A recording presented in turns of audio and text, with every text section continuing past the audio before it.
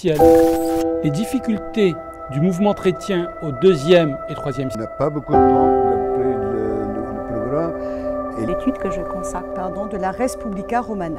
Exploité au première vue, rien à voir avec ce...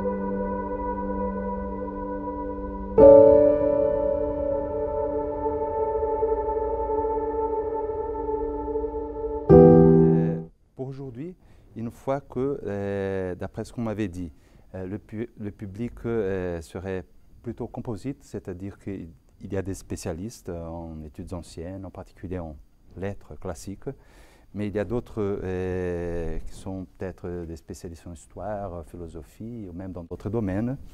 J'ai proposé un texte qui est le récit ovidien de la métamorphose d'Arachné, qui est raconté, qui est exposé au début du chant 6 des Métamorphoses.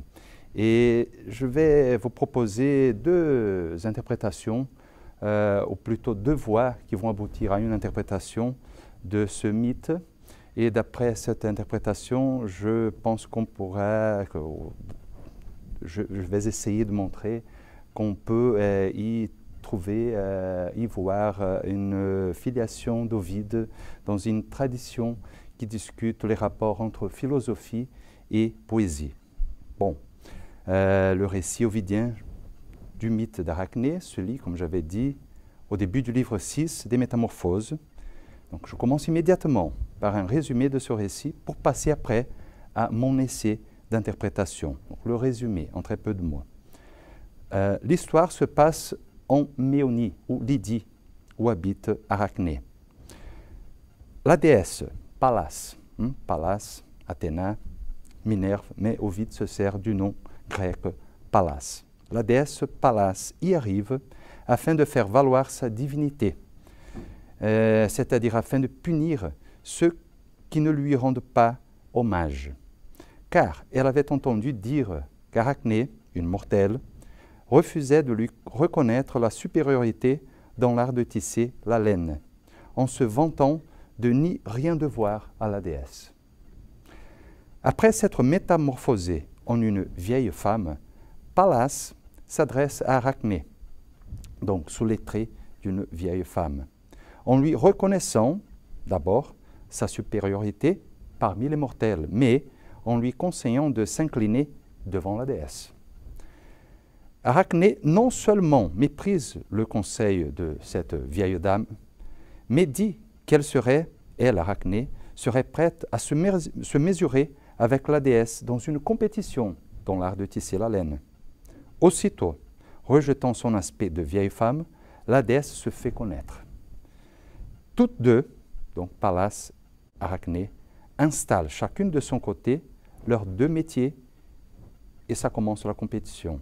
Donc, elles installent chacune de son côté leurs deux métiers et y tendent les fils béliers de la chaîne, se mettent à travailler sans peine, passent d'une couleur à une autre, tissent sur la toile des sujets anciens.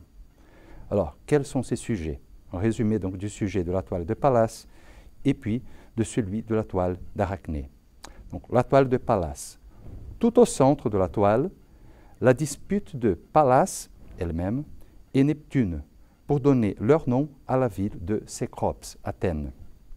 Avec Neptune qui, d'un rocher, fait jaillir un cheval, et Pallas qui fait la terre produire un olivier. Donc chaque dieu offre un bienfait aux citoyens, aux futurs Athéniens. Ça au centre. Sur les quatre coins de la toile, quatre métamorphoses, au moyen desquelles Junon, la déesse Junon, punit des mortels. Donc, dans un coin, Rhodopée et Émus, les mortels, qui sont transformés en montagnes. Dans l'autre coin, Oyonée, transformé en grue. Dans les deux autres coins, Antigonée, transformée en cigogne, et Cinyras, transformé en degré d'un temple. Donc, ce sont tous des mortels transformés en des choses différentes par la déesse Junon, parce qu'ils avaient commis une faute. Voilà pour le sujet de Pallas. Le sujet de la toile d'Arachné. Donc, distribué de façon inégale, plusieurs métamorphoses se disposent sur son tableau. métamorphoses grâce auxquelles, maintenant, les dieux abusent les mortels. Donc ce sont des métamorphoses de Jupiter, de Neptune, d'Apollon, de Libère. Donc, une métamorphose de Jupiter. Jupiter transformé en taureau pour tromper Europe, en aigle pour tromper Astérié, en cygne pour tromper Léda, en satyre pour tromper Antiope, en amphitryon pour tromper Alcmène, en or pour tromper Danaé, en feu pour tromper Égéna. Neptune, à son tour, transformé en jeune taureau pour tromper Arné, en Énipéus pour tromper Iphimédéia, en bélier pour tromper Théophané, en dauphin pour tromper Mélanto. Apollon et Libère. Apollon transformé en paysan, en épervier, en lion pour tromper plusieurs, en berger pour tromper Issée. Et Libère transformé en grappe pour tromper Irigoné. Voilà combien de mortels sont trompés par les dieux qui assument les diverses formes sous des différents traits, se métamorphosent en des choses différentes pour les abuser. Donc, au travail d'Arachné, Pallas elle-même, c'est la fin du résumé, au travail d'Arachné, Pallas elle-même ne pouvait rien reprendre. Mais, de dépit d'une telle réussite, la déesse lui déchire la toile et, de sa navette, frappe au front la jeune fille. La malheureuse ne put supporter l'outrage et, dans sa rage, s'attacha autour de la gorge et se pendit. Alors, Pallas la prit en pitié, un peu tard, et allégea le poids, en lui permettant de conserver la vie, mais pendue. Et c'est comme ça qu'Arachné fut transformé en araignée. C'est le résumé. Alors, qu'est-ce que je propose? C'est mon essai d'interprétation. Plusieurs interprétations ont été proposées du récit ovidien du mythe d'Arachné.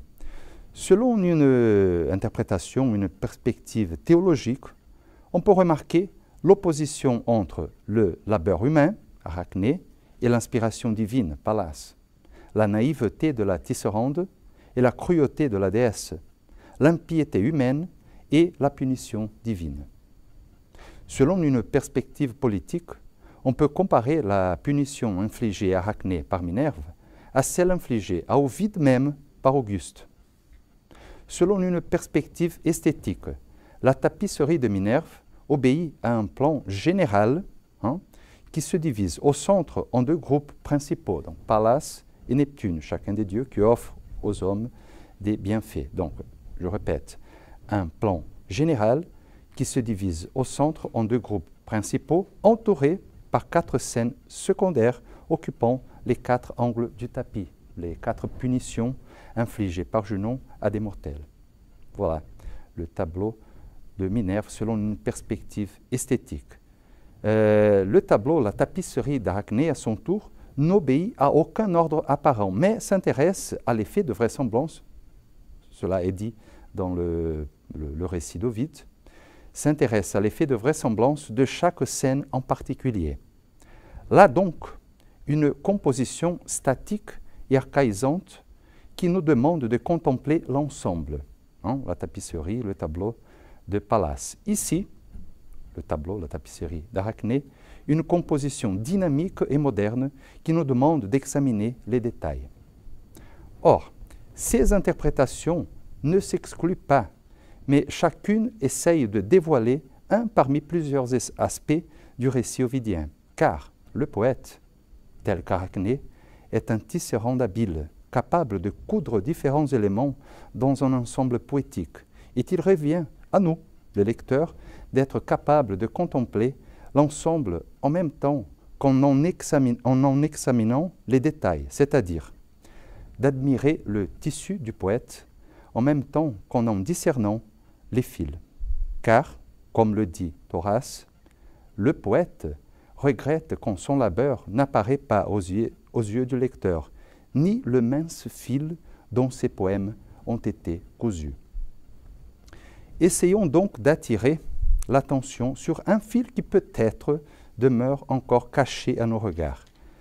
Donc, pour ce faire, je vous propose d'étudier le récit ovidien du mythe d'Arachné selon 2 voies. D'abord, selon une voie intratextuelle et ensuite une voie intertextuelle. Je reviens d'abord selon une voie intratextuelle en essayant de découvrir le sens du récit en lui-même et dans le contexte immédiat des métamorphoses auxquelles il appartient. Ensuite, selon une voie intertextuelle, en essayant de découvrir le sens du récit confronté à d'autres textes, notamment un texte de Platon, comme j'avais annoncé. D'après cette perspective, je pense que nous pourrons montrer qu'Ovide s'inscrit dans le cadre d'une ancienne dispute entre philosophie et poésie en faisant la défense de la dernière. Est-ce que c'est clair jusque-là? C'était le résumé et ma proposition d'interprétation. Donc, l'étude intratextuelle, d'abord, le récit en lui-même, et puis le récit dans le contexte immédiat des métamorphoses auxquelles il appartient. Le récit en lui-même, très peu de choses. Une chose, pourtant, paraît évidente. Les scènes que chaque personnage tisse ne sont pas des simples ornements. Elles insinuent ce que chaque personnage veut dire à l'autre. J'explique. Les scènes de la toile de Pallas, la scène au centre, donc Pallas et Neptune, qui offre aux hommes des avantages. Cette scène montre, ou plutôt au moyen de cette scène, Pallas montre comment les dieux aident les mortels. Les scènes sur les quatre coins, à leur tour, donc Junon qui transforme les hommes et les femmes afin de les punir. Donc, ces scènes, ou plutôt Pallas, au moyen de ces scènes, montrent comment les dieux punissent les mortels qui commettent des fautes.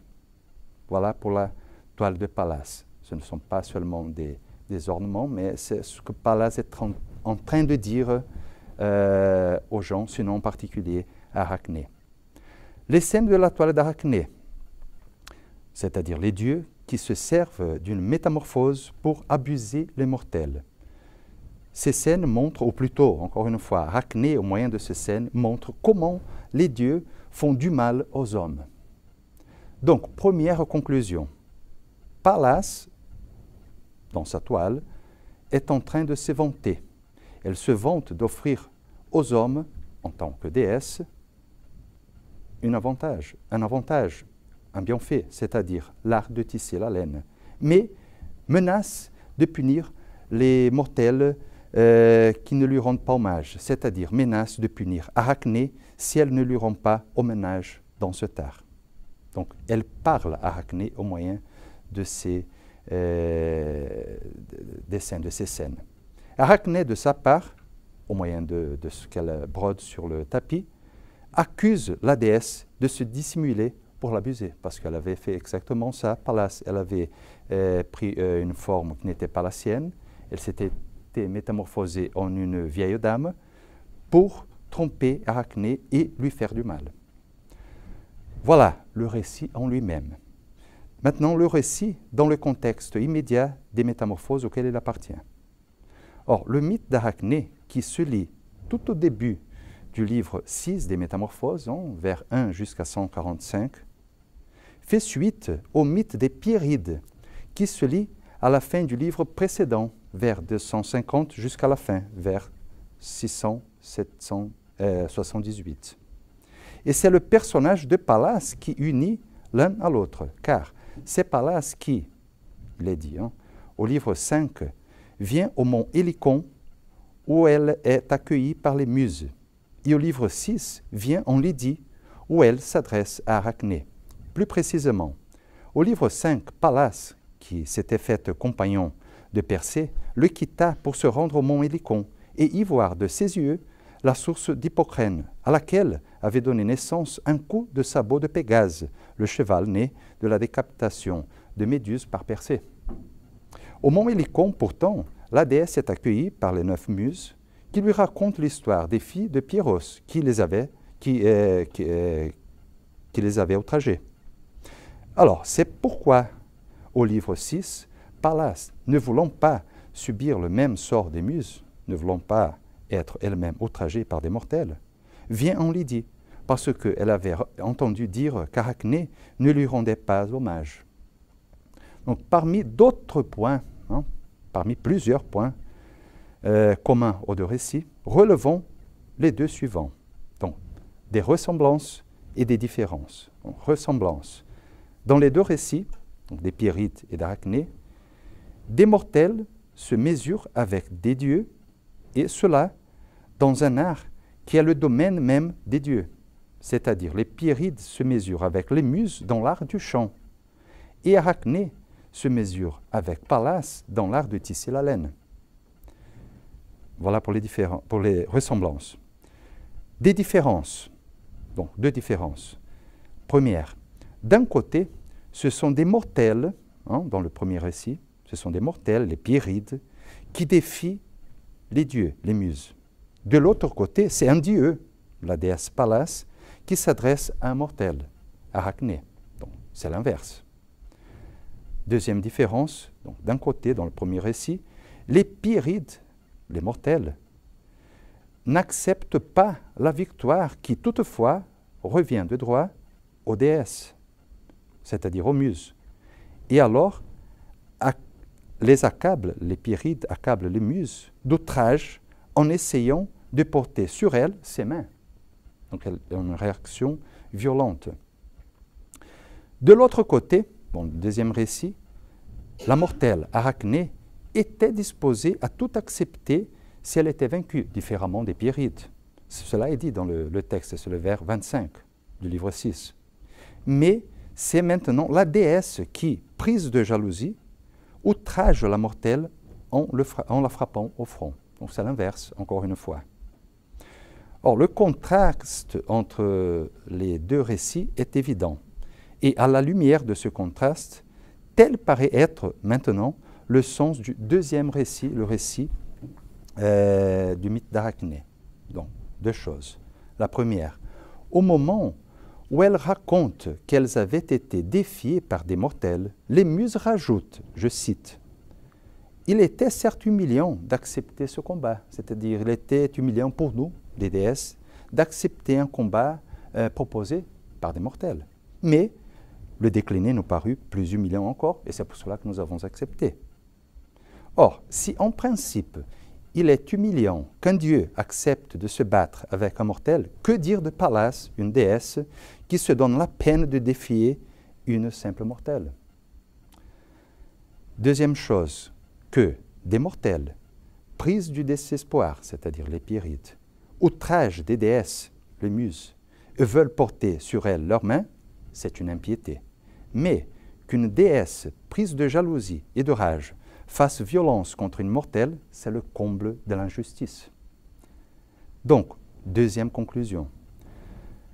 Le premier récit exalte les muses, qui gardent leur dignité et, en toute justice, punissent les Pierides parce qu'elles ont commis une faute grave.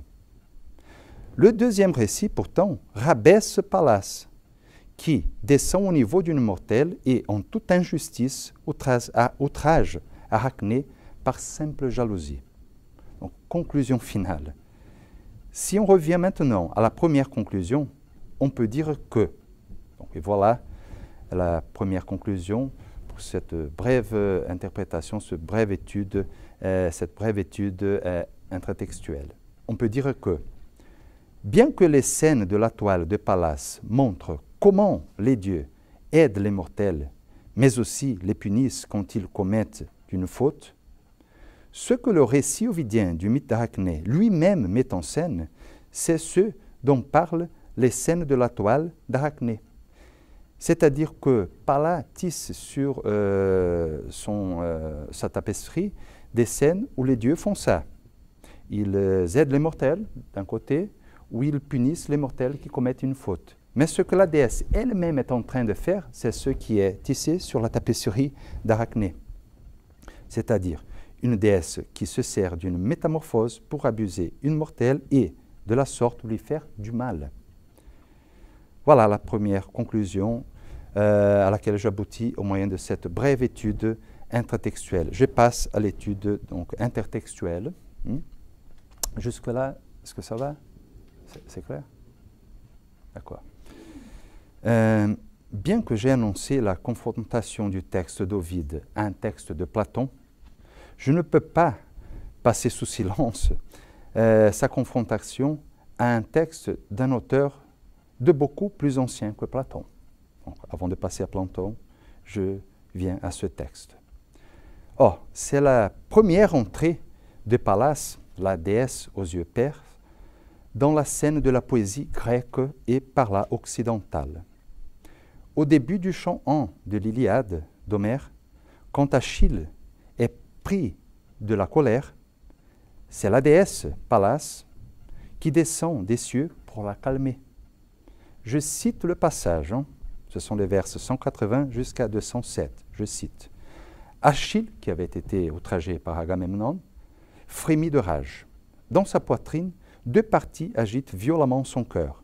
Il se demande s'il s'armera du glaive aigu qu'il porte à la hanche pour chasser les amis du roi et frapper Agamemnon, ou, autre option, s'il apaisera sa colère, et domptera sa fureur, c'est-à-dire, il se demande, est-ce que je me laisse emporter par la rage ou est-ce que j'essaye d'apaiser ma colère?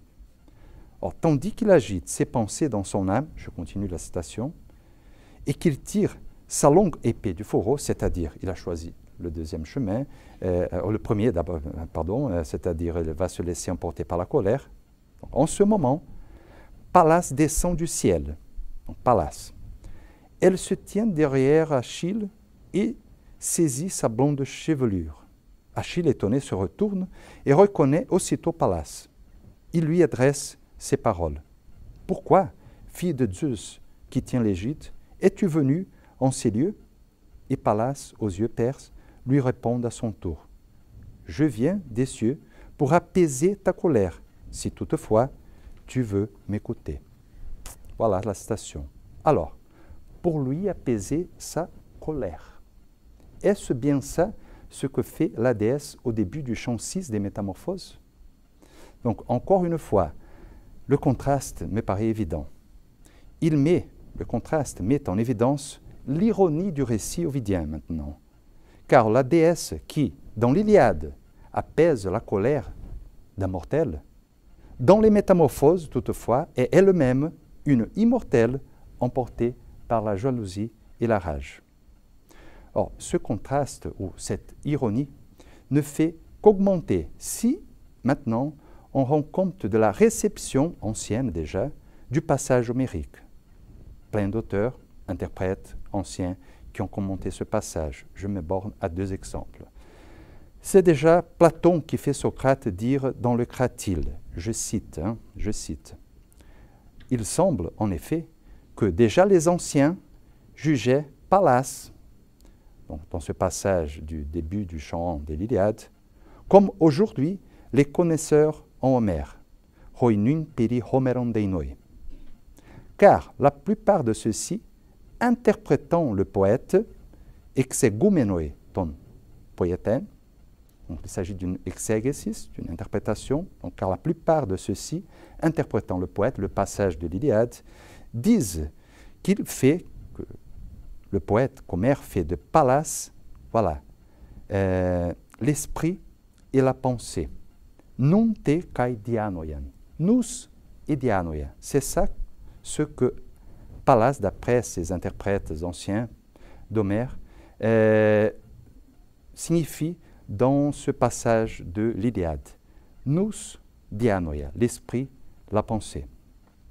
Parmi d'autres interprètes du poète, dont je passe encore à un deuxième exemple, parmi d'autres interprètes du poète, souvenons-nous, par exemple, d'Héraclite, l'allégoriste, qui déjà au IIe siècle explique le passage homérique en ces termes. Je cite aussi l'interprétation du passage donnée par Héraclite. Citation. « Achille a laissé un instant la colère monter de sa poitrine, obscurcir la raison, logismus c'est le mot, dans sa tête. Mais bientôt, son esprit, son esprit l'a dégrisé, arraché à cette emprise, ramené à un état meilleur, epitobeltion. Or, cette conversion dictée par le bon sens, phronesis, c'est bien ce que les poèmes homériques nomment très justement Pallas. C'est ça ce qui veut dire Pallas dans les poèmes homériques, cette conversion dictée par la phronesis, le bon sens. Donc, conclusion de ce premier rapprochement du texte d'Ovide à un autre texte, le texte d'Homère au moyen de la réception ancienne de ce texte. Pallas, la déesse qui, dans l'Iliade, apaise la colère d'Achille, dans les Métamorphoses, toutefois, est emportée par la jalousie, par la rage. Pallas, la déesse qui, chez les interprètes anciens d'Homère, est le symbole de l'esprit et de la pensée, nous et dianoia, le symbole de la raison et du bon sens, logos et phronesis, dans les Métamorphoses, toutefois, agit de façon tout à fait déraisonnable et insensée. Voilà, il me paraît que ce contraste, ce rapprochement met en évidence le caractère ironique du récit ovidien. Le deuxième confront, pour finir l'étude intertextuelle, et puis mon essai d'interprétation. Donc le récit maintenant confronté à un texte de Platon. Revenons d'abord aux scènes des deux toiles. Donc sur la toile de Pallas, qu'est-ce qu'on y voit? Des scènes où les dieux sont les bienfaiteurs des hommes pieux et les punisseurs des hommes impies.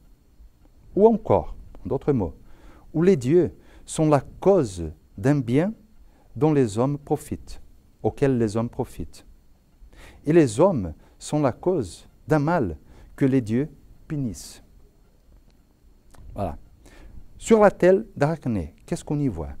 Des scènes où les dieux prennent plusieurs et différentes formes, c'est-à-dire se métamorphosent en des choses différentes, afin de tromper, afin d'abuser les hommes. Or, pour passer maintenant au texte de Platon, comment ne pas penser ici à la deuxième partie du livre 2 de la République de Platon? Au moment où il analyse la théologie, théologia d'Homère et d'Hésiode, Socrate propose deux modèles, deux typoi peri theologies, pour ceux qui veulent composer un mythe, c'est-à-dire un récit où l'on parle des dieux. Donc les deux modèles. Le premier modèle, le premier typos. La divinité, donc selon Socrate toujours, ne peut être que cause du bien, de sorte que la divinité, ou bien ne fait pas de violence contre les hommes, ou bien, si elle s'en sert, ce n'est pas pour lui faire du mal, mais au contraire, pour corriger, punir le mal qui avait été fait par l'homme. Deuxième modèle, le deuxième typos. La divinité ne peut pas changer de forme, se métamorphoser, afin de nous faire peur et de nous abuser. Résumé de la deuxième partie des deux typoi peri theologies proposés par Socrate. Or, si on rapproche le texte ovidien à celui de Platon, on peut conclure tout d'abord que la toile de Pallas et celle d'Arachné correspondent respectivement au premier et au deuxième modèle théologique de Socrate. Plus précisément, la toile de Pallas représente des dieux en accord avec le premier modèle, tandis que celle d'Arachné les représente contrairement en désaccord avec le deuxième modèle. Une fois pourtant que le récit ovidien, comme j'avais dit, présente les actions de Pallas en désaccord avec les scènes qu'elle-même brode sur sa toile, mais en accord avec les scènes qu'elle voit sur la toile d'Arachné, on peut conclure que le récit ovidien est lui-même antiplatonicien. Ce rapprochement peut être renforcé de plusieurs façons.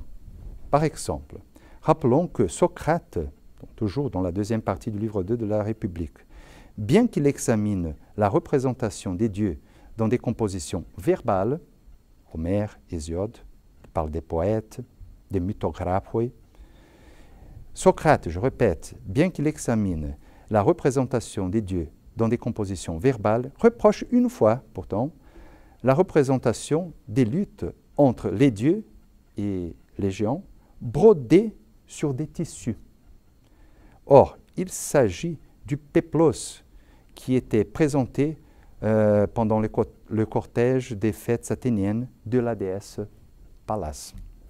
Donc, un double rapprochement de la confrontation du texte ovidien au texte platonicien. Tous deux font référence à un tapis brodé, et tous deux font référence à la déesse Pallas. Bon, quoi qu'il en soit, et maintenant je finis. Si maintenant on revient au contraste entre la façon dont le récit ovidien met en scène les muses et celle dont il met en scène Pallas, je pense que nous pourrons approfondir la confrontation du texte des Métamorphoses à celui de la République. On avait dit qu'Ovide exalte les muses, qui gardent leur dignité et, en toute justice, punissent les Pierrides parce qu'elles ont commis une faute grave, c'est-à-dire elles agissent exactement comme Socrate recommande de représenter les dieux. On avait dit ça, je répète, qu'Ovide exalte les muses, qui gardent leur dignité, punissent les Pierrides parce qu'elles ont commis une faute grave. Mais on avait dit aussi qu'il rabaisse, dans l'autre récit, le récit d'Arachné, il rabaisse Pallas, qui descend au niveau d'une mortelle et en toute injustice outrage Arachné par simple jalousie, en se métamorphosant et en l'abusant.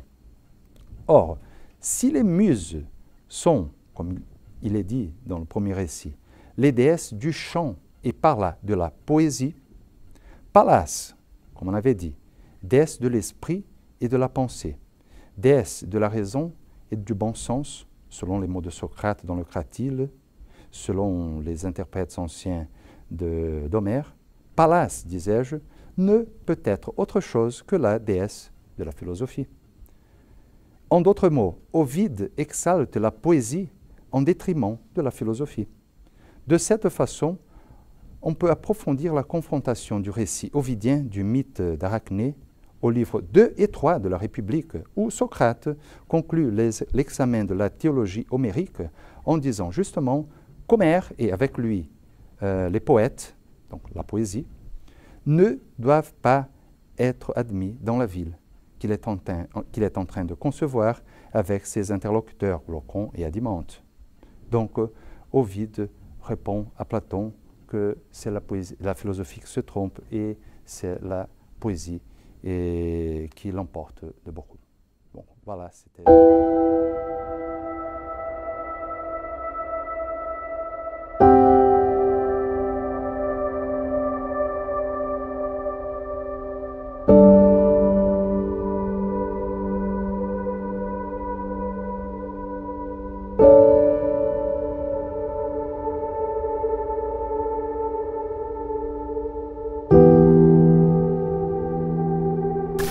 Les difficultés du mouvement chrétien au 2e et 3e Il siècle. n'a pas beaucoup de temps d'après le programme. Et L'étude que je consacre, de la Res Publica Romana. exploité au Première vue, rien à voir avec ce...